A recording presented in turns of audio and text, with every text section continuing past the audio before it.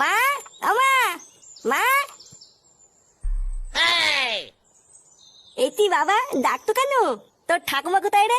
ঠাকুমা, আমি তো জানি না। বাড়ার বাল কিছুই জানিস না, বাড়িতে কি বাল ছিটতে আছিস নাকি? তুমি কি বলো বাল নাকি যে তোমাকে সব খবর নিয়ে বলতে হবে? কি হয়েছে, কি বললি? চোদনা বড়দের মুখের উপর কথা। লেওরা সাটায় এমন পাড়া মেরে ধরবো না, ছটপটি মরে যাবি বলি তো।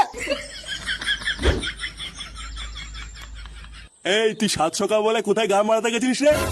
আমি আমি তো হাঁটতে গেছিলাম। ওইসব বালছাল হাঁটা হুটা বন্ধ কর, বুঝলি তো? লেওরা নিজের ছেলেকে একটু খেয়াল কর।